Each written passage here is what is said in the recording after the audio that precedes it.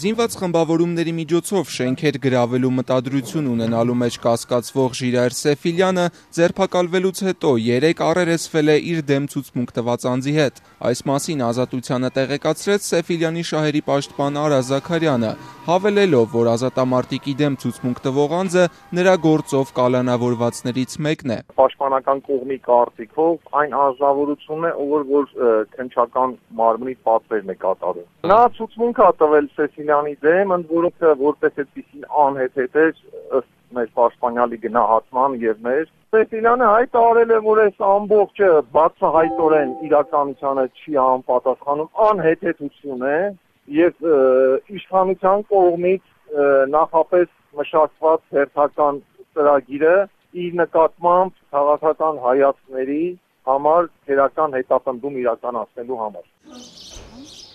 Առաջիկա 2 օրերի ընթացքում Սեֆիլյանը պետք է կալանավորվի կամ ազատ արձակվի։ Նրա շահերի պաշտպանը պնդում է, որ մեղադրող անձի հետ առերեսումն իրականացվել է, որպեսզի ազատամարտիկի կալանավորման համար արհեստական հիմք ստեղծվի։ Փաստաբանը պնդեց նաև, որ առերեսումն անցել է օրենքի խախտմամբ, քանի որ այն կարող էր տեղի ունենալ, եթե Սեֆիլյանի եւ մյուս անձի ցուցմունքների միջև հակասություն լիներ։ Այնինչ Սեֆիլյանը մինչ այս պահը հրաժարվել է ցուցմունքներ տալուց։ Քննիչը թույլ չտվեց պաշտպաններից եւ ոչ մեկին հարց ուղղել առերեսվողին նրա ասացների հավաստիությունը կասկածի տակ դնելու առումով։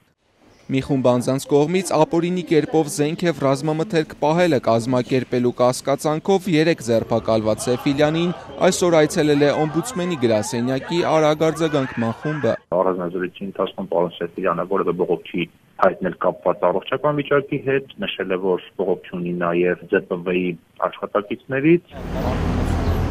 Մարդու իրավունքների պաշտպանի խոսնակ Զոհրաբ Եգանյանն Ազատությանը տեղեկացրեց նաև Ժիրայր Սեֆիլյանի ձերբակալման եւ քրեական հետապնդման հարուցման կապակցությամբ օմբուդսմենը պարզաբանումներ է պահանջել քննություն իրականացնող մարմիններից։ Քննչական կոմիտեն 3 տեղեկացրել էր, որ 1 ամիս առաջ տեղի ունեցած ավտովթարի մասնակից մեքենաներից մեկում հայտնաբերվել են AK-74 տեսակի 2 ինքնաձիգ 120 փամփուշտներով, ինչի առթիվ հարուցվել է քրեական գործ, որի շրջանակներում էլ պարզվել է, որ Ժիրայր Սեֆիլյանը մի խումբ անձանց հետ ծրագրել է զինված խմբավորումների միջոցով զենքի գործադրմամբ զավթել շենքեր, շինություններ, հաղորդակցության եւ կապի միջոցներ, այդ թվում Երևանի հեռուստաաշտարակը։ Չնշելով անուններ, քննչական կոմիտեից տեղեկացնում են, որ այս գործի շրջանակներում 8 անձի մեղադրանք է առաջադրվել։ Նրանցից 6-ը կալանավորվել են, մեկի նկատմամբ հայտարարվել է հետախուզում։ Առաջադրված մեղադրանքները հիմնավորվել են ինչպես գործով ձեռք բերված բազմաթիվ ապացույցներով,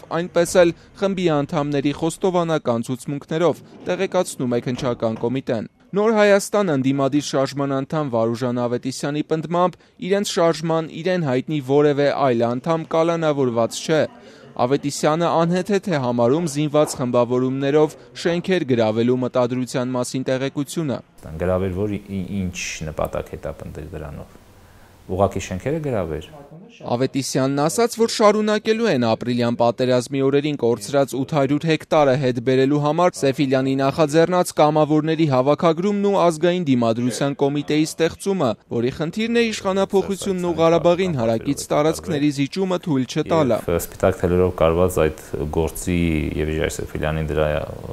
դրանով մեկուսացնելու միակ նպատակը նրա նախաձեռնած դիմադրական շարժումը կասեցնելն է։ Նրան ձերբակալելով առաջացավ միանգամայն այլ ընկալում, որ փաստորեն ճիշտ էր Ժիրայր Սեֆիլյանը, ճիշտ էին ասում այս մարդիկ, որ Սերժ Սարգսյանը երկիրը հանձնում է հանուն իշխանության։ Ընդդիմադիր գործիչը տեղեկացրեց, որ առաջիկա օրերին Սեֆիլյանի ազատ արձակման պահանջով սկսելու են բողոքի տարատեսակ միջոցառումներ իրականացնել։